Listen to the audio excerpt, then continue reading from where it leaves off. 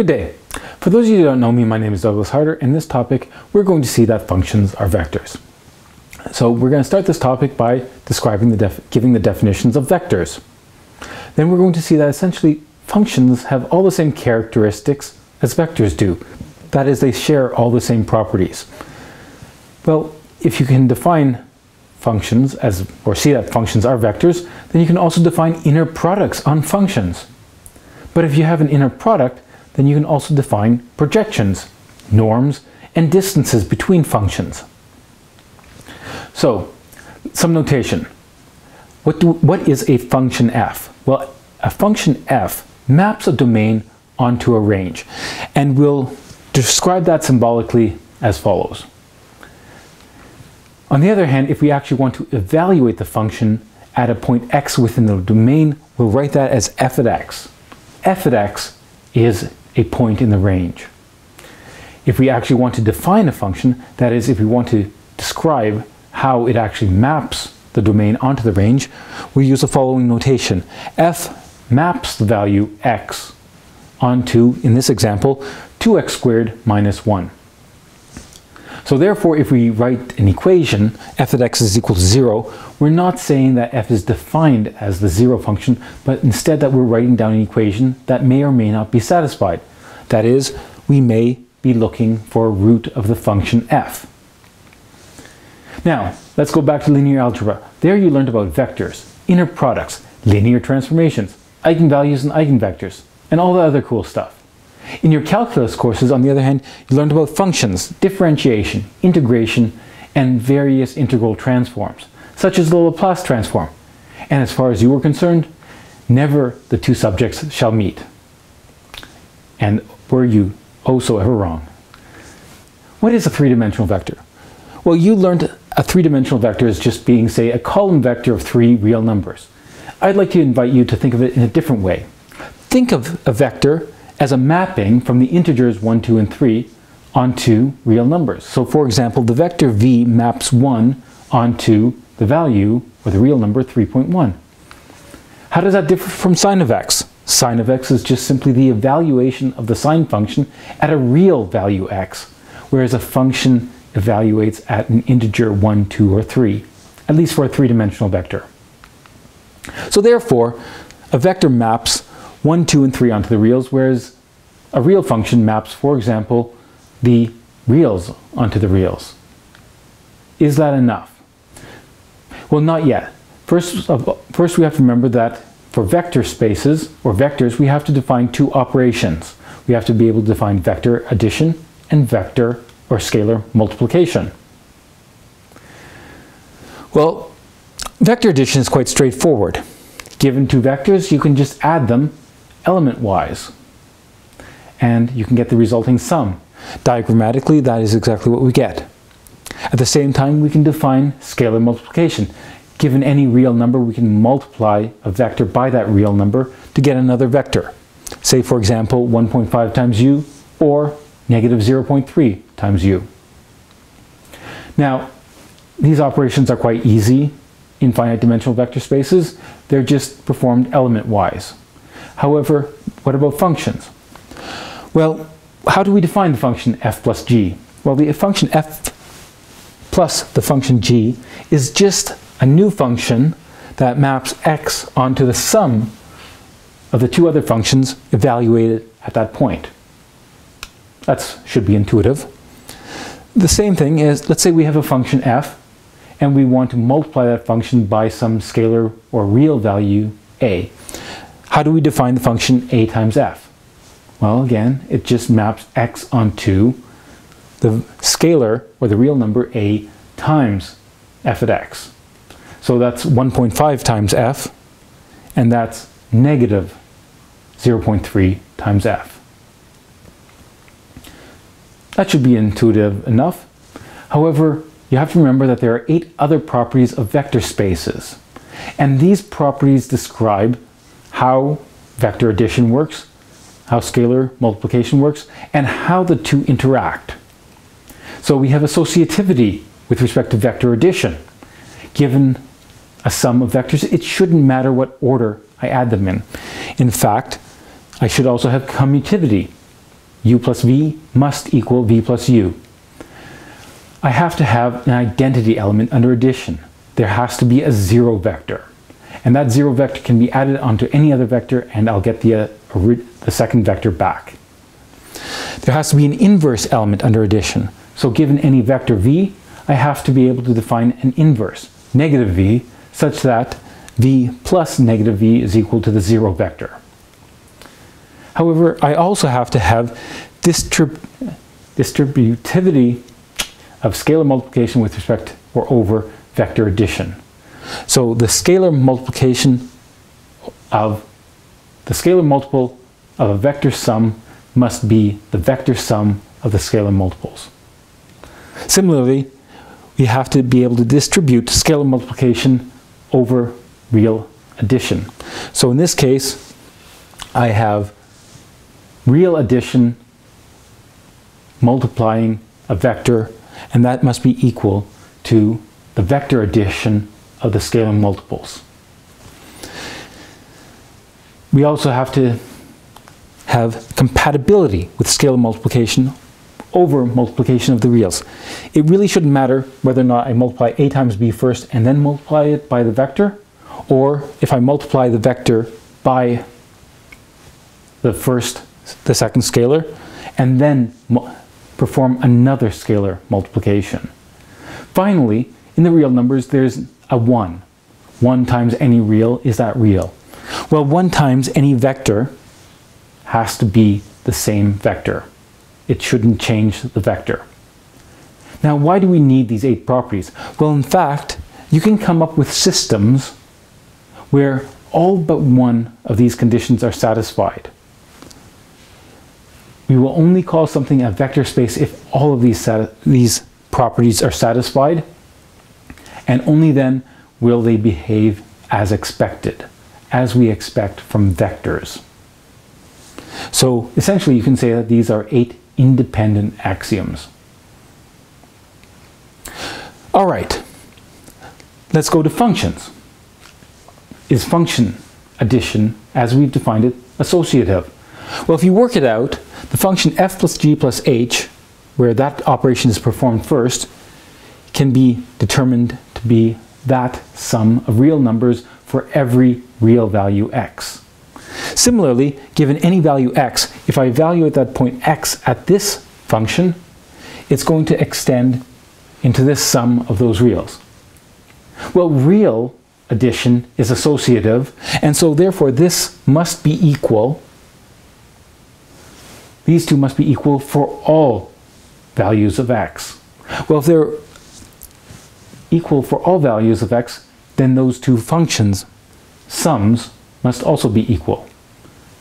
Similarly, f plus g has to equal g plus f, because f plus g evaluated x evaluates to that sum of reals. G plus f evaluated x equals that sum of reals. And again, real addition is commutative, therefore these two are equal for all values of x, and therefore f plus g equals g plus f.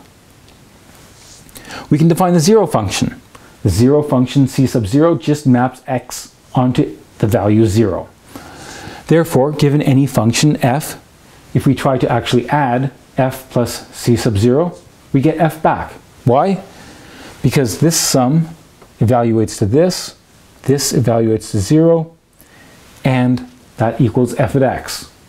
And that's true for all values of x, therefore f plus c sub 0, or the zero function, must equal f. Again, given any function, we can define its additive inverse by defining negative f, which maps x onto negative f of x. And this is true for all reals, or all values x in the domain. And then we'll notice that the sum of those two functions does in fact equal c sub 0, because if we actually evaluate these two, we get the sum of these two real numbers. They're additive inverses of real numbers, and therefore they're equal to 0. They're 0 for all values of x. That, by definition, is the zero function. Therefore, we have additive inverses. Now, why are we doing this? I'm going through this because it's important to understand that all the properties are satisfied. Once we understand that, we never have to visit this again. We can take this for granted. The other properties hold as well. Scalar multiplication distributes over function addition. How do we know this? We can evaluate this expression at x. Well, how do we define this? Well, that's just scalar multiplication. That comes out. How do we define f plus g evaluated at x? It's just the sum of those. But those are just real numbers. Everything here is a real number. In real numbers, multiplication does distribute over addition, and that's what we can do. What does this define? Well, that just defines the scalar a times f. This defines the scalar a times g evaluated at x. And this sum is equal to the right-hand side. Similarly, a plus b times f is equal to a times f plus b times f, because if we were to evaluate both the left and right-hand sides at each value x, they're going to be shown to be equal. Similarly, if we try to determine a times b times f, well, that's this expression here, which works out to this, which works out to this, but this is just a scalar, a real number times a real number times, in this case, a real number. That means we can write it as follows, and this describes the right-hand side evaluated at x. Once again, these two functions are equal.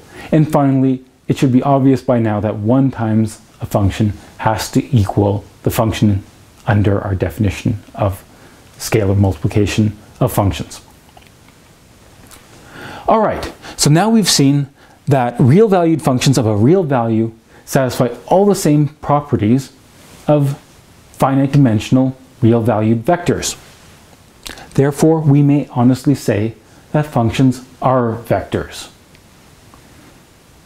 Now, if we have vectors, or if they behave like vectors, can we do anything else? Do we have an inner product for a function, for example? Inner products are very useful with vectors. Orthogonality, specifically, is a concept used again and again in linear algebra. Do we have linear transformations? Do we have even eigenvalues and eigenvectors? Well, we're actually going to see in a future talk that we do have eigenvalues and eigenvectors, but we'll call them eigenfunctions. So the answer is yes, in all cases. Now, in linear algebra, you learned about inner products. Given two vectors, the inner product is just the sum of the element-wise multiplications. Now, what are the properties of an inner product? What are the properties that make it useful? Well, first of all, there is symmetry. U inner product or dot product, u dot v is equal to v dot u. Linearity. This holds with respect to the inner product. Here I have a linear sum of vectors, dot product with another vector. That is just the vector, the sum of the scalar multiples of the dot products. Positive definiteness. U dot u is always greater than or equals 0, and it equals 0 if and only if u is the 0 vector. Now, notation. It's sort of odd to write a function dotted with a function, and so therefore we're going to use a different notation. We're going to use the bracket notation using angle brackets. So instead of saying u dot v, we'll use angle brackets to denote the inner product. And so all of the other properties can be rewritten as follows. But how do we define a sum on functions? Well, we don't technically have a sum, but if you'll remember, an integral is nothing more than a Riemann sum combined with a limit. We're going to use integration to define an inner product on functions. And notice it's defined almost the same way. Element-wise multiplication that is then summed over. The only difference is we still have element-wise multiplication, but we're summing using integration. Now, what domain are we going to integrate over? Usually we're not going to integrate over the entire real line. Instead, we will restrict the functions to those that are, for example, that are defined as mapping, for example, the interval 0 to 2 pi onto the reals. This is only one example, but we'll look at others later. So now that we have an inner product, that means we can define projections. Because remember, from linear algebra, the projection of a vector v onto a vector u is just equal to that scalar multiple of the vector u, such that we have an orthogonal component. It's the best approximation. And that is just the dot product of v dot u over u dot u all times u. It doesn't matter how it works out. The projection is just that scalar multiple of u that best approximates or is closest to the vector v. Let's rewrite this in the more general notation using functions. Well, essentially it's the same thing. G, the inner product of g and f over the inner product of f with itself, all times the function f. So let's experiment. Let's say we have one function g. G maps x onto x squared. Let us project this function g onto the constant function c sub 1 maps every x value onto 1. And again, let's restrict ourselves to those functions that are only defined on the interval from 0 to 2 pi. Well, this inner product is just this integral. This inner product is just this integral. And so we'll map x onto this value times 1. We can calculate those two and we get a value of 13.16. That's essentially just the average value of the function. So we've essentially calculated the average value of the function g on the interval from 0 to 2 pi. Let's try it again. Let's still use x squared, but now let's project it onto the function f mapping x onto itself. So y equals x. Well, what does the projection map x onto? It just essentially maps x onto this inner product times f of x. Well, f of x is just x. The numerator, the denominator, we can evaluate both of those, and we get a function which is a scalar multiple of y equals x, and it's just essentially 4.71 times x. All right, so here we see the first projection, the projection onto the function 1, and here we see the projection onto the function x. We have a scalar multiple of each in both cases. Now intuitively, the scalar multiple or the projection of a function onto the average value, well, that is the best constant value that approximates that function. It's the average value. But how do we interpret 4.71 times x as being an approximation to x squared? Well, let's go back to linear algebra. The projection of a vector u, v, onto a vector u is simply that scalar multiple of u which minimizes the distance to the vector v. So this scalar multiple of u is gives the minimum distance between the projection and v. It's the best possible approximation. Any other scalar multiplication of u is going to be further away from v than the projection. How do we define distances between functions? So for example, here I have the function x squared, and here's a number of other functions. 2 times e to the x over 2, 5 minus 4x plus 1.6 times x squared, or negative 5 minus x plus 2x squared, or 10 times cos of x. how close are these functions to the function x squared? Well, recall that in linear algebra, you define the length or the norm of a vector by just taking the square root of the inner product of the vector with itself. So essentially, we defined the norm or the length of a vector in terms of the scalar product. This is the norm induced by the inner product.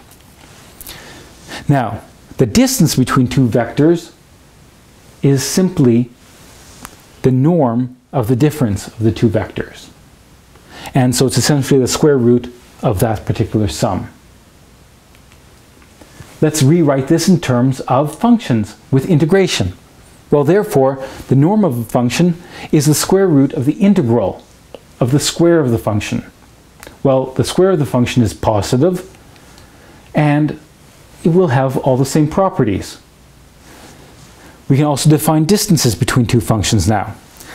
The distance between two functions is just the integral of the square of the difference of the functions at each of the points integrated. So for example, what is the norm of cos? Well, I can just integrate cos squared over the interval from 0 to 2 pi.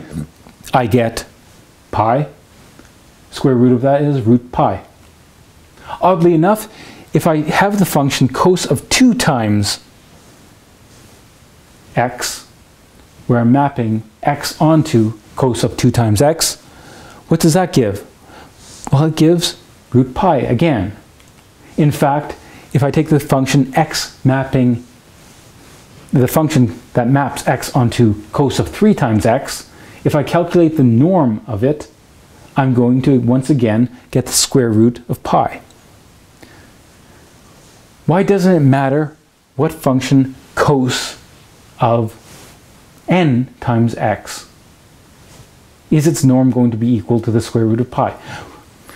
Well, in fact, it's actually true for any integer n greater than 0. Not only for cos, but also for sine. The norm of this function and the norm of that function for any value of n is going to be root pi. Why is that? Why should that be intuitive? Well, think of it. There I have, for example, the cos of 2 times x, all squared. What's the area of this rectangle? The area of that rectangle is 1 times 2 pi, or just 2 pi. However, notice that this region equals that region, and that's true in each of these quadrants. And therefore, the area under the function has got to be half of the area of the rectangle, or 2 pi over 2, or pi. Similarly, here's another set of functions, except now I'm going to map from -1 to 1 onto the reals. So for example, I can have t sub 0 mapping x onto 1. T sub 1 maps x onto x, t sub 2 maps x onto 2x squared minus 1, and t sub 3 maps x onto 4x cubed minus 3x. The norm of the first one is quite straightforward. It's just the norm, the integral of 1 squared from -1 to 1, that's 2, root of that is root 2. Here's x, integral of x squared. Well, we can calculate that, take the square root, it's root 2 over 3. The third function, it turns out to be root 14 over 15. Again, it's always going to be a positive value. And the fourth one, the fourth function here, if I calculate the norm, the area under the curve is just root 34 over 35. I'm just giving examples of applications of function norms. So, therefore, if we have defined a norm, that means we can now define a distance. So what is the distance of x squared to each of these functions? Well, for example, let's start in the worst case, or at least what we would expect is the worst case, comparing it to cos of 10 times cos of x, or at least the function that maps x onto 10 times cos of x. I can calculate this, and the distance between those two functions is approximately 45. This seems to be at least a little bit better of an approximation. So if we calculate the distance between these two functions, take the difference, square it, integrate it, we get a value of 28.1. So it's a little bit closer than 10 times cos of x. 2 times e to the x over 2, well, that function is actually quite close visually speaking. And if we calculate the integral, the distance is only 4.9. And finally, if we consider the last function, the function that maps x onto 5 minus 4x plus 1.6x squared, we see that that distance is only 4.6. So of all those functions, this is the function that is closest according to our norm. The norm that is induced by the inner product or the integral of two functions on the interval. Notice that, going back to our original function, why was 4.71 times x the best approximation to x squared? Well, notice what happens. This is minimized by 4.71 times x. If I take 4.5 times x and calculate the distance between 4.5 times x and x squared, I get a value that's greater than the distance between 4.71 times x. Similarly, if I go the other direction, rather than less than, let's go greater than 5 times x. If I calculate the distance between 5x and x squared, well, then I get, again, a larger value. So this function here minimizes the norm defined by the inner product. So therefore, in this topic, we've actually demonstrated that functions actually are vectors. We've seen that functions actually satisfy all the same properties of vectors. All 8 axioms are satisfied, and we have vector addition and scalar multiplication. We can define an inner product on functions. And the inner product is just the integral of the product of the two functions on that interval. This allows us to define projections. However, what does a projection give us? A projection of the function g onto f gives that scalar multiplication of f that gives us an optimal approximation of f, some scalar multiple of f that approximates g. To get this, we require the norm of a function, because with the norm, we can also then define the distance between two functions.